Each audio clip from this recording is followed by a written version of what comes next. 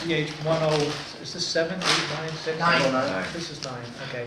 So the first thing you need to know is that you need to just disregard everything that's in the course description, because I didn't write it. And well, not disregard everything, but don't take it literally.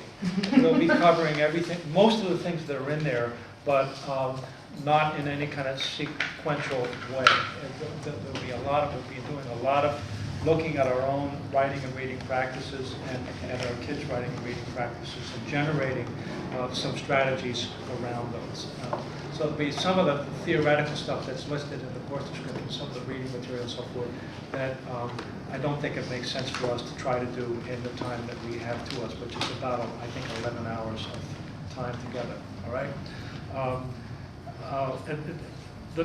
My notion of this seminar, this work across the board for CPC is that that it needs to dovetail very closely with your work in classrooms and with your day-to-day work with your colleagues, and that's where the real teacher education is happening, when you work with your colleagues together and look at kids' work and look at the work that you're doing and do planning together, so that this session becomes sort of a theoretical context where you can talk about that work and so forth, but not where we import stuff that is kind of decontextualized, that's out of your context.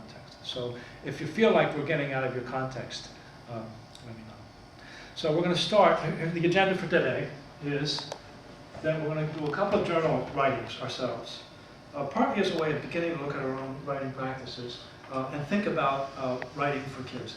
Today's mostly about writing. And we're going to talk about problems for student writers and some productive assumptions that can help us help writers develop. Then we're going to do some writing and response ourselves. We'll do some short writing. We'll get into 2 response groups, 2 or 3 response groups, I guess, 2 or 3. And practice some productive ways of responding to student writing that you can do with your students and that your students can do with each other. Okay? The whole point around helping students develop as writers is to develop a community of writers in your classroom. It doesn't really happen very efficiently or very productively if all of the improvement comes through your interactions with students. It's not about correcting. It's about generating, sharing, finding an audience, and developing pieces for a public audience. That's around development of writers. The other thing I need to say about this is that most of today is really not about teaching kids to write or helping their development as writers. It's really about how to use writing in the content areas to help kids better access and better learn the content. In the process of doing some of these things, they become better writers, but it's sort of a byproduct of the kind of thing that we're talking about today. We will then, around 11:50, I'm going to try to rush these up because Tricia has to leave at noon for, unfortunately for Madam Chair, funeral to go to. So we're going to try to we'll move quickly through this and get to looking at our own students' writing so that she'll have a chance to share some of that stuff that she's brought, as well as the rest of you, before she has to leave. So we'll flip-flop something in here, and then we'll do a little evaluation and debrief at the end. Okay, so we're going to start with our first little journal writing. It is kind of an agenda setting and an issue setting as well. So here it is, and you can do this on your computer if you want. If you don't want to, use this card and just write on this card for about 2 or 3 minutes. Wait, so we can do it on our computer? Sure. If you prefer to do it on your computer, that's fine. Only so I can print it out and put it in the binding. Well, yeah, either way is fine. Yeah. So the assignment, your assignment, this is a free write, right? So you keep the pen moving and you don't go back and cross out and correct it. Just keep the pen moving forward, always forward. And if you can't think of what to write, I can't think of what to write. And if you still can't think of what to write, I still can't think of what to write. About anything? It's great. No, this is not about anything. So it's free in terms of, it's free associative, but it's not free in terms of content. The content is writing in my classroom. Writing in my Exactly candid camera.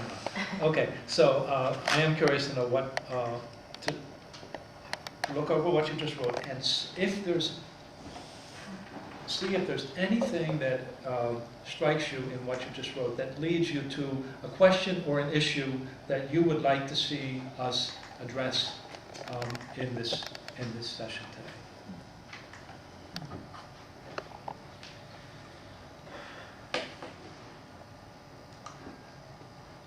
And so there's one more little piece of writing here, which is that if you do find such an issue or question, try to frame it as a question or a simple statement.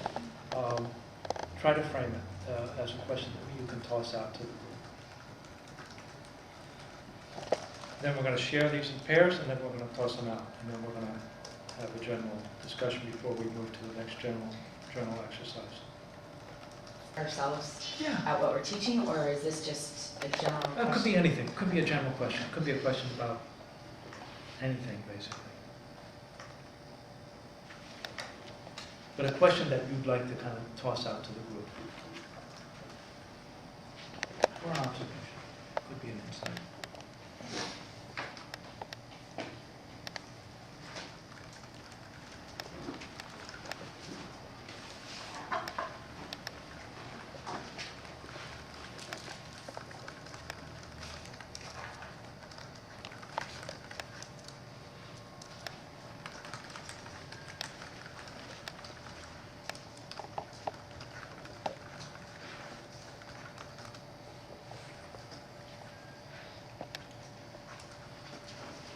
Good, so we're seated sort of roughly in pairs. So, wait a minute, in pairs, 2, 4, 6, 8. Okay, good. So we're seated roughly in pairs. Turn to your partner and just share anything that you want from what you just wrote or what it triggered in terms of thoughts, and share your issue.